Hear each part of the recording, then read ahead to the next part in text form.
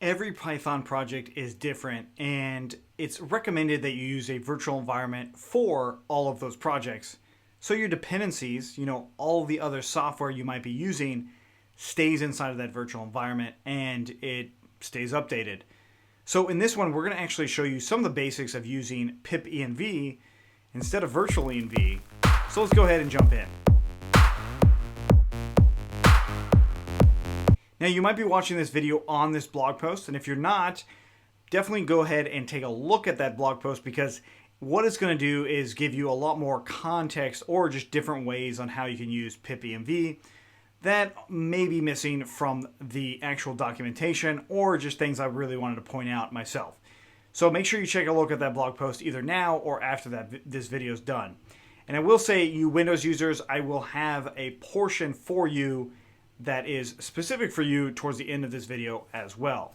But if you are a Windows user, just bear with us and take a look and watch, because a lot of the things that we'll do aren't actually different on Windows, and that's one of the coolest things about using virtual environments, and specifically pipenv. Okay, with all that out of the way, let's go ahead and open up our terminal. I'm inside of my desktop here. First thing that you want to do is pip install pipenv.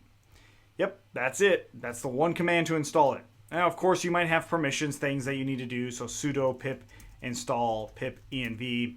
That might be something you need to run as well. But for the rest of us, all I'm going to do now is create a directory or folder where I want my project to be. Right? So wherever you're going to put your Python files, that's where we're going to put our actual pipenv file as well, known as a pip file. So we'll go ahead and do make dir venv. And then I'll cd into venv, and then just do pipenv. Ha, a lot of stuff there. We'll do pipenv and then -- python, and then whichever Python version you want to use. Now, in my case, it's Python 3, but you can replace this with a path to the Python executable, which what I mean by that is Python 3 opens up the Python shell for me. In my case, it's Python 3.6. Or excuse me, Python 3.7.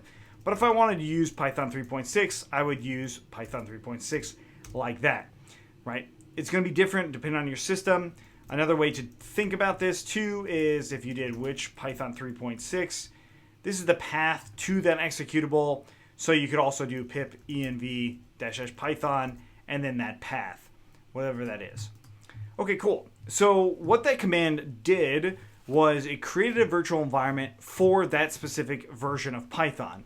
So if I just did pipenv shell, what this does is activate the virtual environment. Really cool. Same across all systems. And it allows me to see that, yeah, if I do pip freeze, I don't have anything installed. So it actually manages all of my pip installations too, or the Python package installations as well. Really, really cool. And then of course, if I do Python v or -v, I see the actual version of Python I'm using inside of this pipenv. Another thing that you'll see is this pip file. So if I actually open up this pip file inside of any text editor, we will see something like this. Now, this pip file gives you all of the overview of your project. It gives you local dev packages, it gives you production packages or required production packages, and then it also gives you the Python version it's using, right? So I can actually send you this pip file, and all you would need to do is pipenv install and hit enter, and it will actually install the pip file for you and or create the pip file lock. Now, what pip file lock looks like is this, right? So I actually don't have anything installed yet, like I don't have any third-party packages installed yet, but it's giving me very specific things related to my project. Now, if you're coming from virtual environment, you'll know probably about requirements.txt. This just doesn't even touch that. I mean, requirements.txt is only a piece of the pip file. And that piece we haven't touched yet, but I will absolutely do it right now. So to install a package, I can be in the virtual environment or not. That part doesn't matter. In fact, let's go ahead and just close out that window altogether, and we'll cd into our desktop and back into our venv again, and literally just do pipenv install, and then whatever package we want. So if we wanted Django, the latest version of Django, we would do it this way. If we want a specific version, we would do it like that, right? So 1.11.10, that's how you now install the latest or that particular version of Django or any Python package, right? So Django is just one of the many, probably hundreds of thousands of Python packages. So after it actually installs that, we look in our pip file and hey, what do you know? It actually gives an explicit version of Django right there. Now, you're probably also familiar with requirements.txt. If you're not, let's just take a look real quick because you might end up using projects that have a requirements.txt. Now, what if we had requests in here and we put it equal to, I don't even know the request versions. Let's just do something like that. Okay. So I have requests in here. To install a request file, we just do pipenv install-r requirements.txt. Hopefully that version actually is there. Like that's a real requests version. I'm actually not positive if it is, but well, looks like it might have been. And it is. Cool. Okay, so Python requests is in there. It's installed now.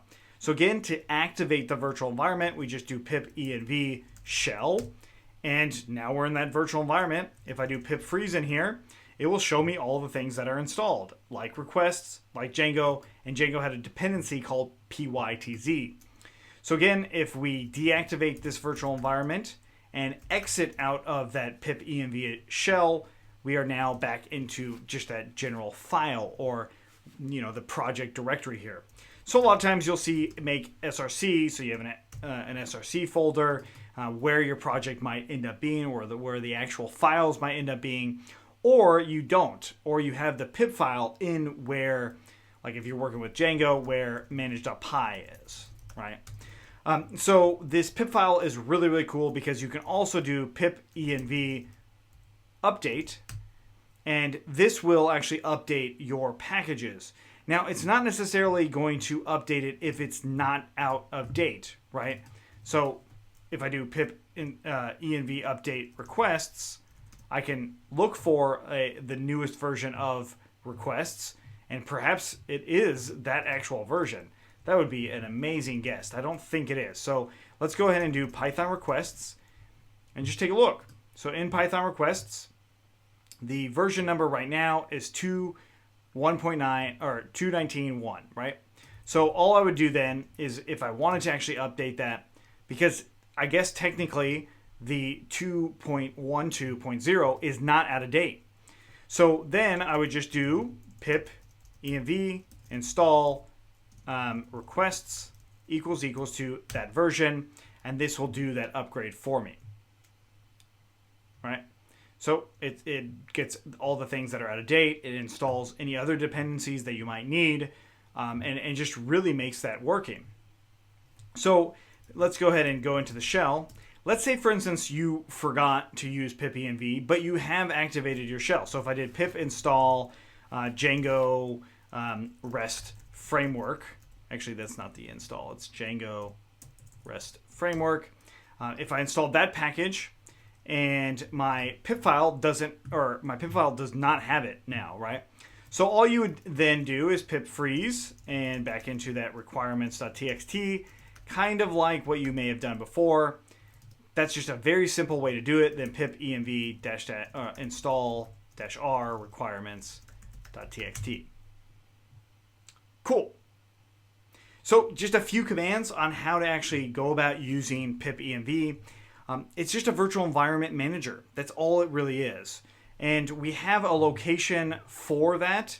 So if you actually go scroll up a little bit, or when you actually go into the pipenv shell, it's going to show you where the virtual environment itself is located, and then it's also going to activate it for you on your system, or depending on what system you use. Okay, so now let's go ahead and take a look at those Windows ones.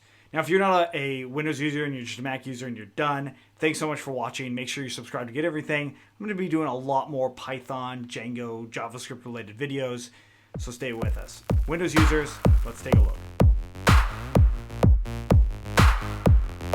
There's a really good chance that you're not even here, because doing pipenv on Windows is really not any different than doing it on Mac or Linux.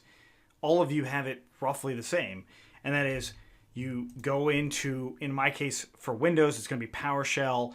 If you're using Command Prompt, you should probably upgrade your Windows to Windows 10 so you can use PowerShell. But if I just did pip install pipenv, I already have it installed, so that's why you see all this. If you have that installed, then you can cd into, let's say, your desktop, make a directory called venv where you would put your virtual environment's project files. So we cd into that, and then all I need to do here is pipenv and Python, and then the Python version you want to have. Now you can also actually put the explicit path to that, and I'll show you how to find this in just a second. And that's Python 36 python.exe. Now to find this, we open up our window or file explorer, and then we go into where you think that you installed Python or where you just installed Python. We go into the C drive here, and then whichever version of Python you've got here, you're going to open it up, and you want to look for the application or the .exe file. So in my case, it's just that Python file right there. Oops, I right-clicked on the wrong one. So right-click on the correct Python file, and notice that there's .exe here. You want the Python executable. So once I do that, it will actually create my Python environment. In this case, I'm using 3.6, but again, it can be any version as long as you change what that path is. But other than that, it's identical. It just might look a little bit different. Of course, some of the commands that you write out are slightly different. But again, pipenv, shell, that brings me into that virtual environment. In my case, I actually don't have the parentheses like I have in other virtual environments. But I know that I'm in my virtual environment because, well, number one, if I do pip freeze, I see that there isn't anything in there. But it also says launching sub shell in virtual environment once I run that. So it is actually different from your main project or your main computer. And then again, pipenv install, Django or requests, whatever sort of Python package you might need to use. That's how you do it. Pipenv install requests, and then again back into our file explorer. We go into our desktop, venv, open up our pip file with your text editor. It can be any of these. I'm just going to open up Sublime Text. And again, we have all of the things that are related. Although the pip file's organized slightly different, right? So in the Mac one, the dev packages was first. But it doesn't matter because this is identical of a pip file. Requirements files are identical too, but this is an identical one for pip files are concerned. I could send you this along with all my Python files. You just run pipenv install. Boom, you've got your project working exactly how it should. Thanks so much for watching. Make sure you subscribe to get everything. If you have any questions on this or you're running into some roadblocks with pipenv, please let me know in the comments. Otherwise, I'll see you next time.